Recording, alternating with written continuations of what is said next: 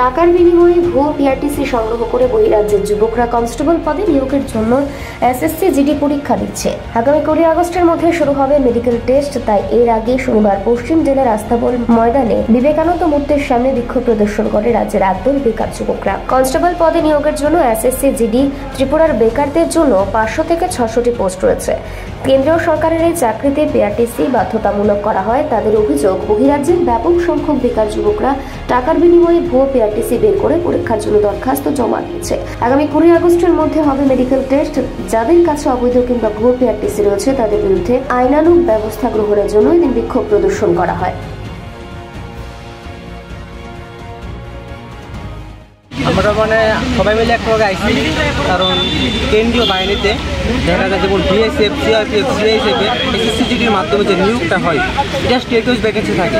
State wise vacancy বলতে প্রত্যেকটি রাজ্যের জন্য আলাদা আলাদা মানে কোটা থাকে। ধরুন আসামের জন্য 50টা বা 500টা, ধরুন 500টা আসামের জন্য, ত্রিপুরার জন্য 500টা।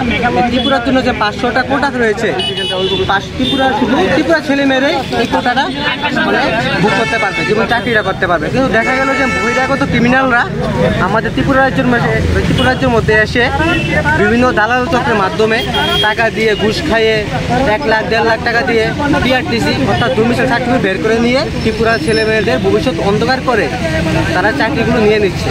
এইভাবে তো করলে আমাদের ত্রিপুরা তো এমনিই নিচে রয়েছে, আরও নিচে রয়ে যাবে। তো আমরা মাননীয় মুখ্যমন্ত্রী এবং মাননীয় মন্ত্রী শ্রী সন্তোষ চৌধুরী মহোদয়কে আমরা জানাই যে আমাদের এই দাবিটা দেখুন, এটার দিকে এসএসসি জিডি যে বহিরাগত ছাত্ররা এখানে এসেছে এটার দিকে নজরটা রাখুন। আপনারা যে লাস্ট পরীক্ষাতে দিয়েছেন বহিরাগত কীরকম ছিল? বহিরাগত তো প্রচুর ছিল, গতবার চাকরি পেয়েছে টোটাল 100 জন বহিরাগত। তাহলে তুমি ভাবো যে কতটুকু রয়েছে, না হলো 3000টা হবে। মানে তারা পিআরটিসি না, কিন্তু হাজার হাজার domicile certificate, fake domicile certificate বের করতে নিচ্ছে তারা টাকার মাধ্যমে।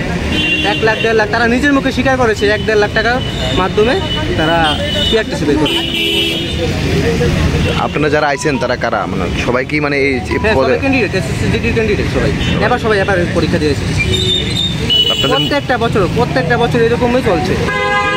বহিরাগত আসে দেশে ত্রিপুরা ছেলে মেয়েদের। কোনখান থেকে আসে তারা? যেমন ইউপি, বিহার, এরকম। ওখানে তো কাটও বেশি, কারণ তারা তো সারাদিন পড়াশোনা করে, হিন্দিতে মানে জন্ম প্রত্যেক হিন্দি। আর আমাদের এখানে তো হিন্দি আর ইংলিশ ভালো করে পরীক্ষা দিতে পারে না ছেলেমেয়েরা বেশিরভাগ, তার জন্য কাটঅফটা একটু কম থাকে।